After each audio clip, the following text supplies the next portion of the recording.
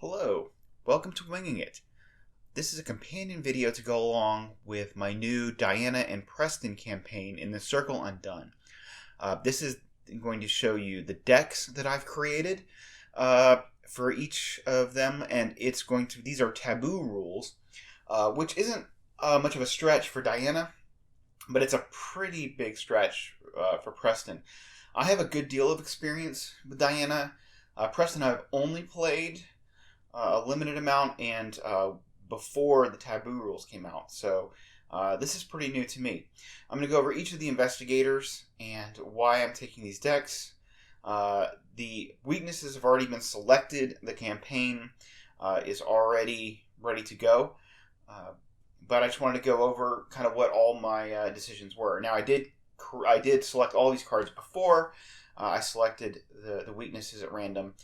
But I wanted to let you guys, see what it is and give you my thoughts on the impact. I did get fairly lucky, I think, with the weaknesses. Anyway, this is Diana. Again, as I've said, I've got a good deal of experience with her, as much as, can be had. This is the miniature. This is a Hero Forge miniature that I created.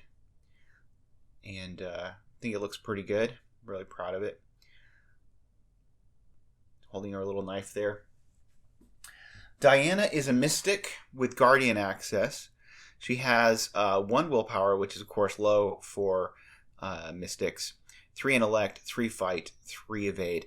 But her special ability is that she can, anytime she uses a cancel or ignore, she puts cards underneath her, up to 5 cards, draws a card, and get resources to replace it, and that ups her willpower. So there's a couple ways to play her. When I first started playing Diana, I went very asset heavy, very fighter, really diving into her Guardian access. And that was pretty effective. But it really didn't, do too much with her cancels. I would take about 8 to 10 cancels. The way I've been playing her more recently is to lean harder into her mystic side, relying on getting a lot of cancels out early to pump up her willpower. I found both styles to be effective, but this requires a little bit less ramp up, believe it or not, just because it's hard to leverage that 3 fight to be really strong. As you have to do a lot, you have to get a lot of cards out to really make her effective.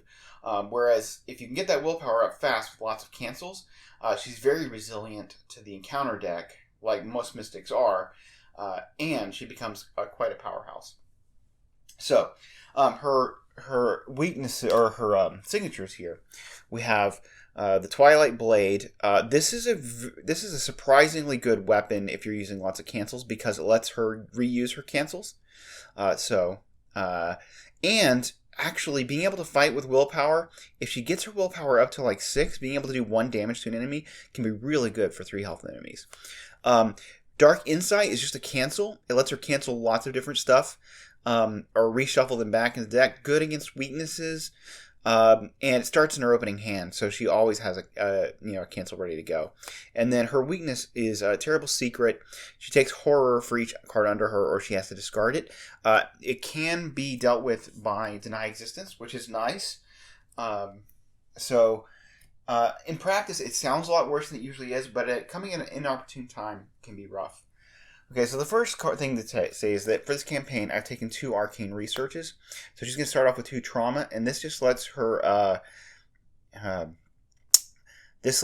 get upgrade spell assets or spells. It's not spell assets, just spells. 1 XP, or I'll get 2 XP towards spell upgrades every time I upgrade, which is really strong. She can go 2 sides. She can spend a lot of XP on the Guardian side and a lot of XP on the Mystic side. Being able to do both at once is really good. So she's going to be starting with 2 horror, so that's something we have to deal with. But Preston is going to be taking Thermos to help with that. I found that it's, again, when you're running lots of cancels, she doesn't end up taking as much horror and damage as you would think. Okay, so for my fighting kind of assets, I only have 2 weapons. Okay, I have 2 enchanted blades. I don't love the enchanted blade in Diana because it takes up an arcane slot and a hand slot. But the 2 fight is really good because she's only starting at 3, so getting her up to 5 is excellent. My first upgrade will be to upgrade into 45 automatics, which give her that +2, plus the potential for a cancel, plus it doesn't take up the arcane slot. I will probably end up running a third weapon with the upgraded enchanted blade, which can be a big kind of bomb attack for her. So that's kind of the plan for that. Anyway, I will start off with the enchanted blades, but my first upgrade will be to get 45s. I don't know if I'll replace both of them with 45s, but at least one of them I'll replace with a 45. Okay, then we got good old shriveling. The level 0 is okay in her. It's you're only going at 6 max. Well, I mean 6 max is pretty good if you can get it up that high, and if you're running lots of cancels, I find it's not too hard to get up to 6, but the upgrade shriveling is much better. So that will be my target for my arcane research, is to get those shrivelings. Will be my first 2 targets.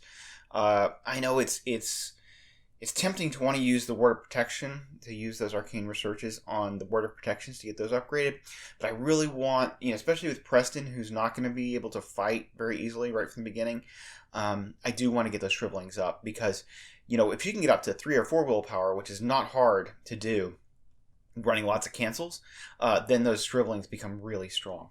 So she is taking 6 cents, which originally I would have told you is not a great card for her. I did not love this in Diana, but it gives her an investigate option.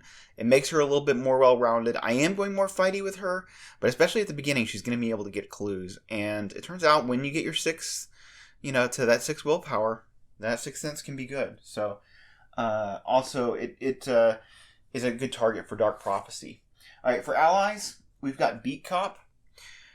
Beat Cop is obviously very good for her 3 combat to make it to a 4 combat. So that will help, along with weapons, can easily get her up to a 6. I have a strong desire to get these Beat Cops to Beat Cop level 2 before the secret name, so that I can be pinging rats for odd health damage as they get tougher and tougher. Beat Cop level 2 will be my primary ally in this campaign. I'm also starting off with Alyssa Graham. I'm not planning to keep her for forever. She's good. She lets, first of all, that +1 intellect gets her to be a 4, which is good, especially if we throw some some intellect icons at it. She can get some clues, and she'll need to in the first couple of scenarios, as Preston is still coming online with what he's doing. And then, 3 Horror Soak is good, and being able to look at the encounter deck, for potential cancel information is also good. But I will eventually replace her. I'm pretty comfortable running just 1 ally in Diana. Okay, Holy Rosary is good for the Horror Soak and the Willpower boost. I may not keep this the whole campaign, but at least at the beginning, it's good for getting her willpower up to make use of her spells. Okay, emergency cash is emergency cash.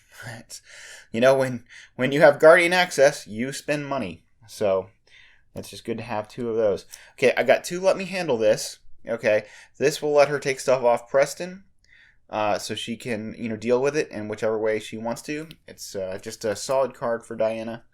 I may not have room to keep it the whole campaign, but I really do like it. Okay, I've only got 1 Drawn to the Flame, which may be curious. But I just didn't have room for 2, and I think at one time to get 2 clues, drawing, without having to test, is good. And of course, she doesn't mind the encounter deck. Okay, I've got 2 prepared for the worst. This goes into my, since I'm cancel heavy, I want to be able to get the Twilight Blade out so I can recur those cancels. And this also lets me find those enchanted blades and eventually the 45 automatics. Now we're getting into the cancels. Okay, well, I don't know what I have to say about Deny Existence, but it's like her real signature card. Deny Existence is just really good, but it's especially good in Diana. 0 cost, just throw it down, cancel some horror damage or card throwing away or whatever bad thing is happening to you. You just get to say nope. and she gets a card and resource and bumps up her willpower. A Dark Prophecy is a card that I honestly did not include in my earlier Diana builds, and I just love it. It's so good.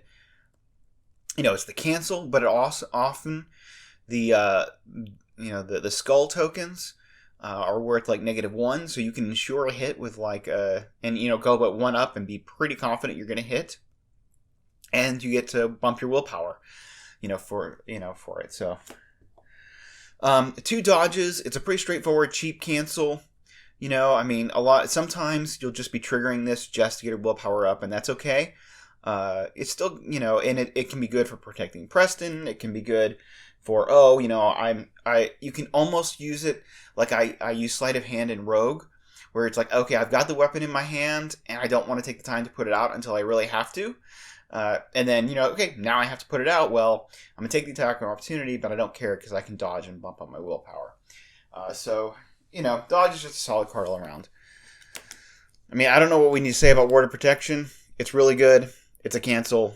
You can just say, nope, I don't want to, I don't want to let that go off, and you just stop it. So that's obviously a target for Arcane Research to get that up. So I will be doing that as soon as I get my 2 Shrivelings upgraded. And then after I get, Deny Existence is going to be a target. By the time I, get deep into this campaign, the level 5 Deny Existence will come up, which obviously I'm very interested in running with her. All right. Delay the Inevitable is another card that I did not realize how good it is because it seems so expensive. But it's good in Diana. You can just play it a lot when you know that something's going to happen.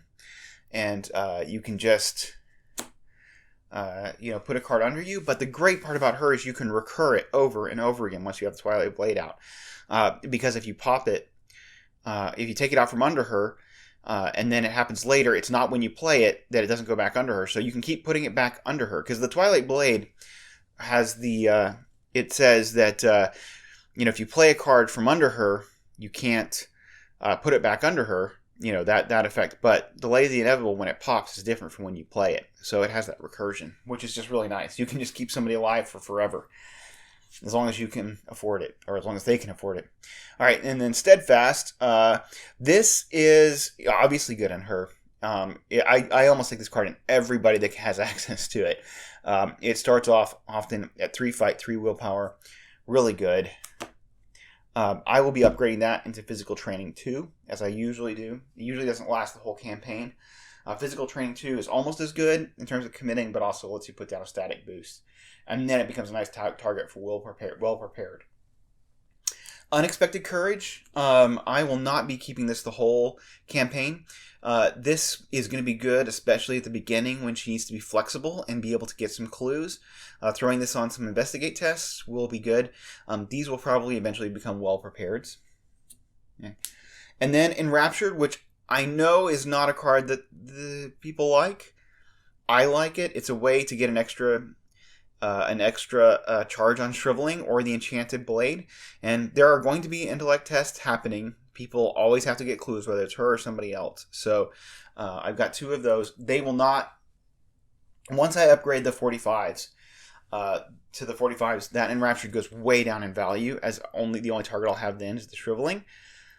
So I don't plan on keeping it forever, but just to give her that boost at the beginning. So it'll be upgraded, into something else. Finally, her weakness, very thematic. The Silver Twilight Acolyte. I guess the cultist does not like her being redeemed or her fight. This signifies, the war she has going on between herself and her former life. So that was I drew it using the cards app on the phone. I randomized it, and that's what came up. And I said, "Oh, okay, I like it. It's good, nice and thematic for this campaign." So I feel really good about this deck. I think this is a really strong deck for Diana. I think it'll work really well with Preston. And this is the kind of deck that I've been tending to run with Diana, and I feel good about it. So, next we're on to the Preston deck, which is a lot more experimental. So here we have the Preston Fairmont deck. Now, while Diana was largely unaffected by Taboo, Preston was hit pretty hard because of the 8 XP requirement that's now on Streetwise. Now, I think it's perfectly viable to just save and spend the 8 XP, kind of muddle your way through the first scenario or second scenario to try and then get Streetwise, because it's so powerful in Preston. However, I think it's more interesting to go a different route. I am trying to use Plucky instead. I'm going to upgrade into Plucky to try for that to be his way of getting clues through stat boosting, and then having ways to pump and get his evade up to kind of compete for where Streetwise is, and that will allow me to pick up other cards more quickly that I want, like Lolo Santiago, like the bow, like upgraded sneak attack. These are cards I really like in Preston.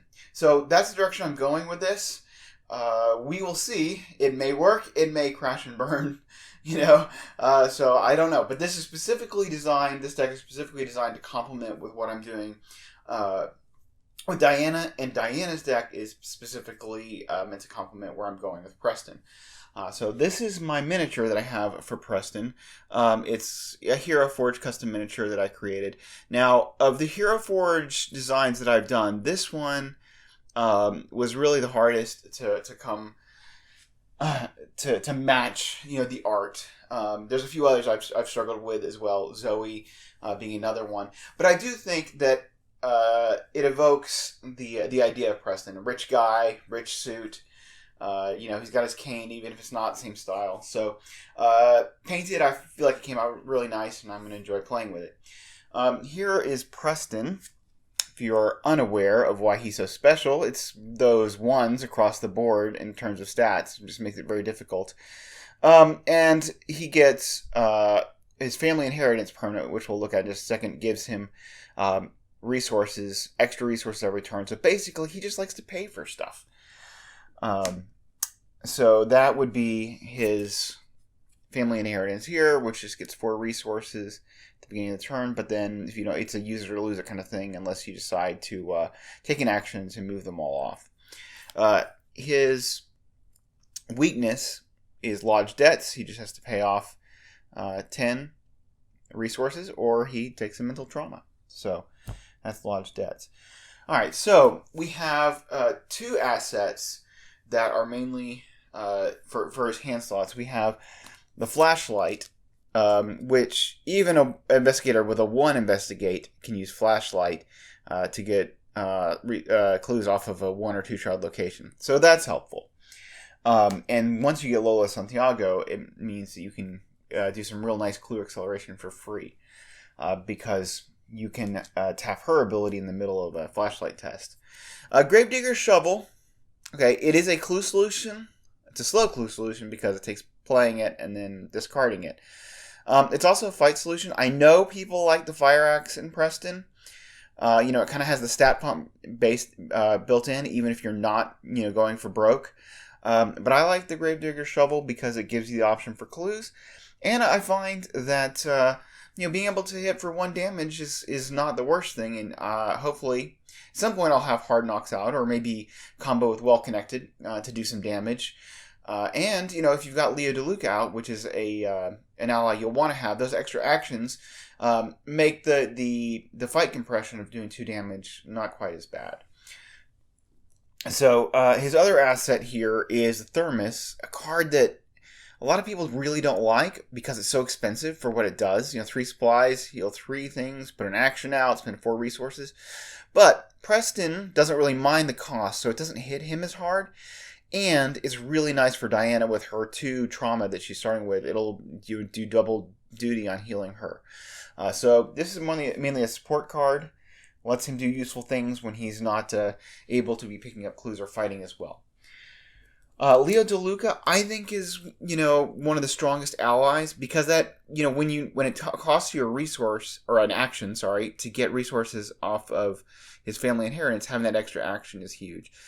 Plus, if he's going to do things slowly, like using Gravedigger's Shovel, those extra actions can be nice. And of course, he can play Leo DeLuca Action 1, which no other investigator in the game can do. All right, I've got Peter Sylvester here. I don't expect to play him in the first scenario. The evade bump is going to be nice when we're wanting to, pump evade stats. The horror horror soak will be very good for protecting Plucky once we get it. So being able to get Charisma so we can have Leo and Peter out in Scenario 2 is very important. And then eventually I'll be upgrading Peter into Lola Santiago, which will be very key for getting clues. Alright, so now we're into the stat boosters. We have 3 different stat boosters. We're going to have 2 copies of Well Connected, which is just going to allow him to use his big wealth as a big money Preston build. Which may be the only kind of Preston build there is in a Taboo world. But it lets him just, smash tests if he's got lots of resources, which he can easily do. If he's not spending it all on expensive events, which I do have some. I have Dig Deep, which will let him boost his willpower and his evade. Gives him some protection from the encounter deck, as well as being able to evade things. I plan to keep Dig Deep for the long haul. When I upgrade into Plucky, I will be getting rid of Hard Knocks. But Dig Deep I plan to hold on to. So he always has a way, that protection, he always has that kind of way to evade. Okay, and then Hard Knocks, we're starting off with this. It gives him another way to boost his evade. Also, we can boost his fight for using Gravedigger's Shovel, or maybe he just punches things. He wants to spend enough resources on it. So, having stat boosters is good. He likes to spend his money. Lone Wolf. I have 2 copies of Lone Wolf.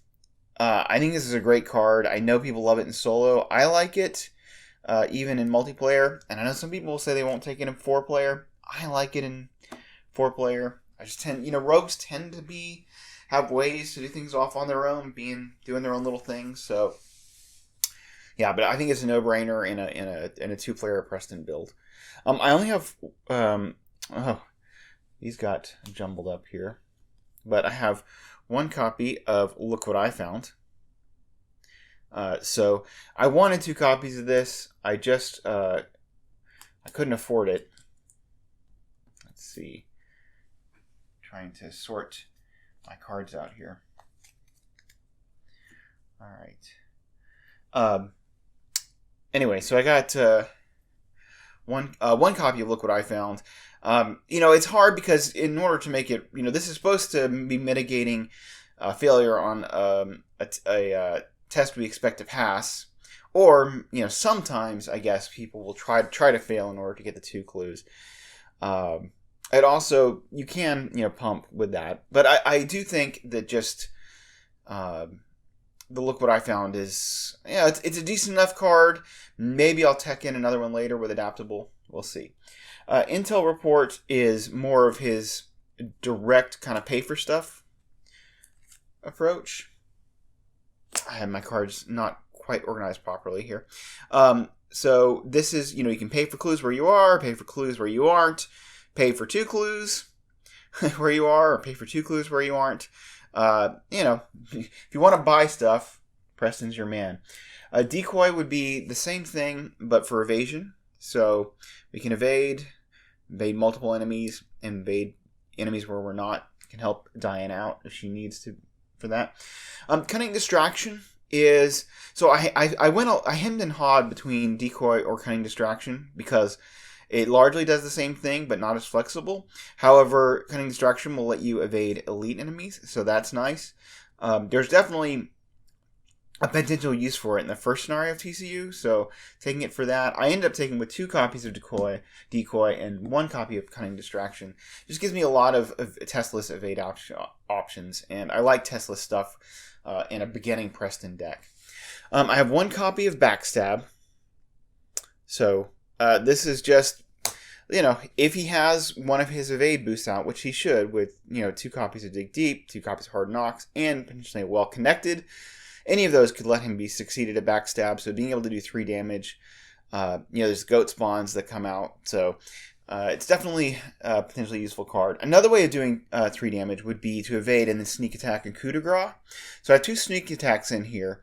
Again, we have direct evade, so without taking a test, he could play like Decoy and then sneak attack, and just kill a 2 health enemy, or he could combine that with a coup de grace, and kill a 3 health enemy. So we have options for fighting That's kind of direct testless ways of doing it. I think sneak attack level 2 is just super good in Preston. I mean, it's really good in most investigators. It's really good in Preston, and it's really good for the secret name. So I hope to be able to upgrade to level 2 sneak attacks, by the third scenario, but we'll see. The only skill card I'm running is going to be Rise to the Occasion. I've got 2 copies of Rise to the Occasion, and he's going to be underneath a lot of tests, in terms of his base value. So getting those 3 icons gets him up to a 4. That's respectable. It's something you can work with. I know some people like to run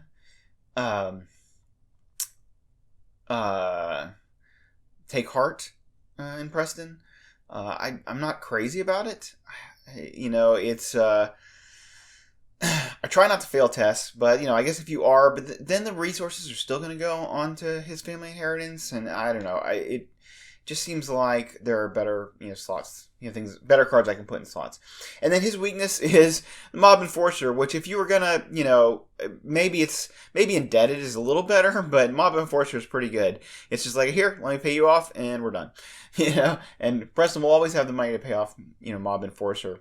So yeah, I mean, it's nice and thematic. He's got people coming after his lodge debts. He's got the mob. He's got all kinds of people coming to ask him for money. As a matter of fact, he's even going to have the Tower and the Ace of Rods, which, if you know how TCU runs, you're going to have to you either have to have a worse bag, or you have somebody that takes these cards. I think he can pay off the Tower. So yeah, he's just the king of paying off stuff, which is what you expect with Preston. So anyway, I do have an upgrade path planned for this deck. I do plan to take Plucky and Charisma right off the bat. And eventually I will, and some adaptables.